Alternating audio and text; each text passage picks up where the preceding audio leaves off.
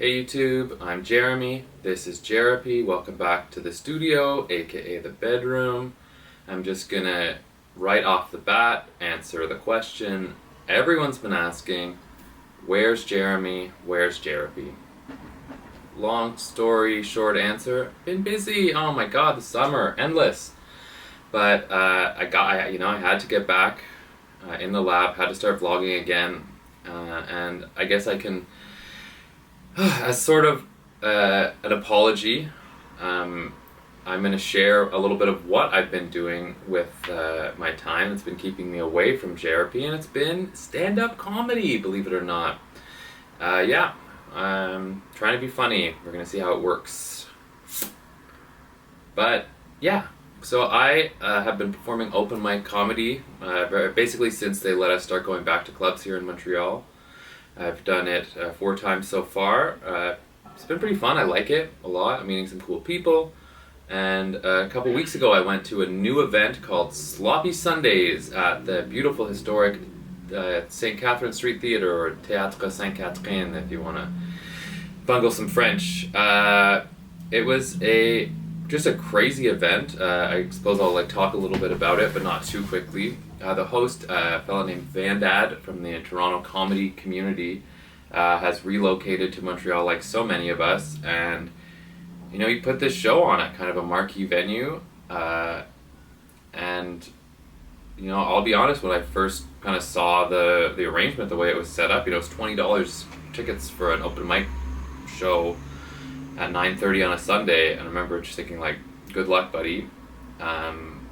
But I went, you gotta show support, see what's up, and I'll admit it, I can admit when I'm wrong. This guy hit it out of the park. It was a killer show, so much great comedy. He brought people from all sorts of different communities. A lot of francophones were there doing their acts in English. People from everywhere, good fun times, and he did let me go up, which was very generous of him because I'm still a bit of a noob, and the night has a no haters, no hack policy, but as you'll see in my bit, I am both a hater and a hack. I took it on myself to try and roast Vandad, the host, at the beginning of my act, just because he'd had such a successful night and had been generous to me, and I guess my natural reaction to that is to do a half-assed job of talking shit. So sorry for that, Vandad.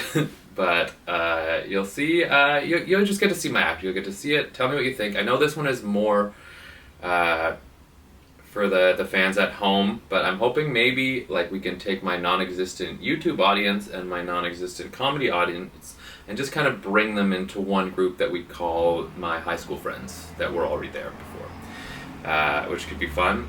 You'll see, I really do just, when you watch your stand-up back, especially I guess as a beginner, it's I go into it all poised and cool. I've been drinking beer, smoking joints, having coffee, doing this whole thing to try and get into this flow state so I can all super chilled out. I have all these jokes, these material, all these little bits, these great punchlines, but then you get up there, I'm just joke, punchline, joke, punchline, joke, punchline, joke, punchline, thank you, and leave. Let it breathe a little bit, Jared. Let it breathe. So without further ado, here is my set from Sloppy Sunday's inaugural Montreal event. I really hope you enjoy it, and I'll be back soon with more great content. Peace.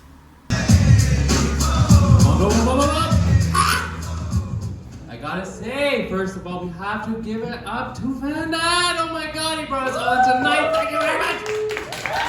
It's so jokes, and I gotta tell you, there's a very public comedy group in Montreal, and he's been posting there. We also have a private group, and as he said, he moved here from Toronto 4 months ago.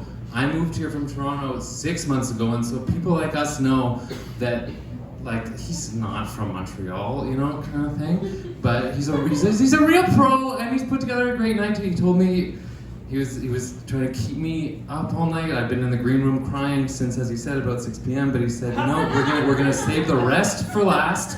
You're gonna get up, I promise you, buddy. But I'm so happy. It feels like a dream come true. I can't even tell you to be up here right now. The first time I was in this room, I tell you, was in 2005.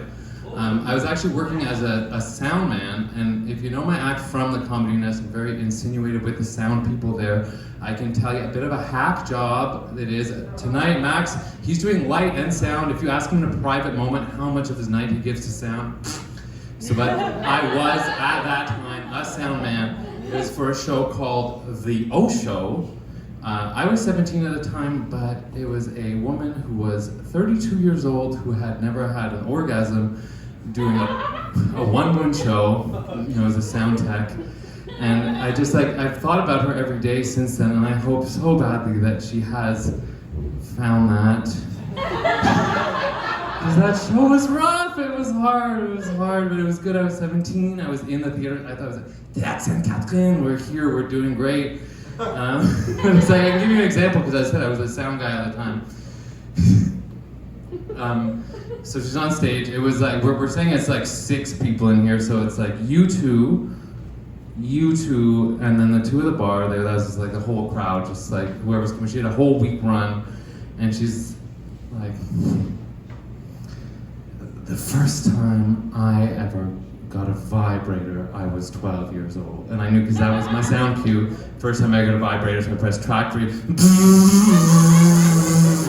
she just started saying, ah! And she's like, but I didn't get that. And she still didn't. And then the first time I was in the room with another man, sound cue 4. You can see the sound cue 3 was the vibrator, because for her journey towards orgasm started at conception. And she hadn't got there that point. But it's cool, kind of Montreal, right? Cool, spooky old building. I can tell you, a straight up thing. Never date someone who is legitimately afraid of ghosts. You can date someone who believes in ghosts, that's cool, the occult, it's fun and spooky, but someone who's actually afraid of ghosts, there are just alleyways you cannot go down. And it's nighttime, the world just turns off. It's the same, for example, if you ever, ladies, right? If you ever met a guy who's a radical feminist, and a man, he's in it for the girls, and not the way the feminists are in it for the women. He's doing it! Yeah. I'm sort of my friend told me before I left tonight, she was iron your shirt, and I was no guarantees, I might not go on tonight, so I'm not gonna iron it, but we're just gonna do, the drip thing, right? But I wanna tell you, just fashion, right? These shoes here, Value Village, $15, right? Look at that, and they were brand new. And I tell you, as a man, if you're buying shoes from Value Village, and they're this nice, you know that someone probably died in them. Because you're not buying Nike running shoes and run them into the ground. It's that, maybe it's a new, but in fact, if you're a man and you're shopping for menswear at Value Village, that man probably died in those clothes, because men wear their clothes until they die. And that's the clothes for the guy. It's when I go to the store, I look at it, it's it's me, are you? One of us. And I'm gonna grow, I'm gonna shrink, but I'm so happy Vandad let me up here tonight, because he said no hacks, but that's kind of my shtick. But I knew I can't stop him, he's so generous,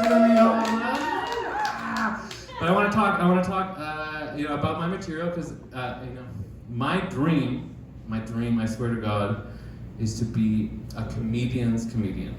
Because I started in the game a little late, 33, and I might not ever make it as a comedian, but if I make it as a comedian's comedian, you see what I mean? It's I don't have to make it. I can just make it as a comedian's and then the comedians will be you never heard of him, he never made it, but comedian, it's fun.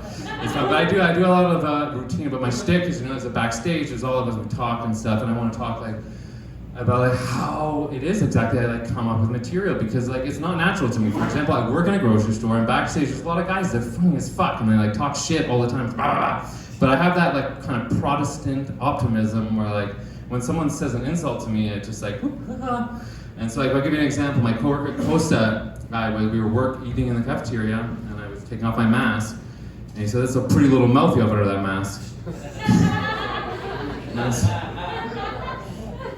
And I was like, thank you, I've always thought my lips were my best feature, and just walked out of the room. It's like, I realized I was supposed to, be like, that's what your mom said to me last night, but I can't banter. I can't do it. So I come up with this thing where I have to just come up with, I tell myself 3 witticisms a day. Just like if I've been listening to the radio, hear something funny, just try and write it down. So I come up with 3 witticisms a day. And it's hard because you listen to a lot of comedy, and it's very possible incidentally, as I say, I'm a hack, to steal someone's act.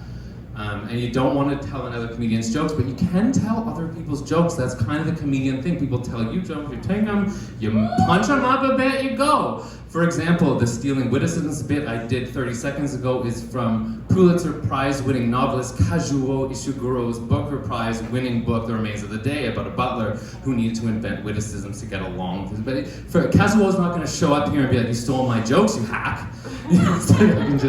I can just do it, but I do think of material on the road as I was going, and so I was for a walk the other day. I go to 4 of these walks, and I was on the mountain, and I thought, my goodness, there's a lot of moths out here today. Anyone knows the moths in Montreal right now? Okay, so there's moths on the mountain. I was like, ah! And I thought to myself, wouldn't it be so gross if one of these moths was radioactive and they bit me and I became Mothman? It's not Spider-Man, and just dusty, I see light, and I'm just ah! I can fly, but at night it's not very exciting. And then I thought to myself, and there's a kicker here, I thought to myself, what if I became radioactive and I bit you, and you became Jerman? What? It's a bummer. I mean, I don't want to make fun of the disabled, but I would make fun of you for inheriting my abilities, because they would it's lower, you know what I mean? You have qualifications, you instantly become unemployable. Your friends just don't take you seriously anymore. You find yourself asking your girlfriend so politely, can I please borrow $20 so that I can take you to my open mic set on Sunday? Thank you very much.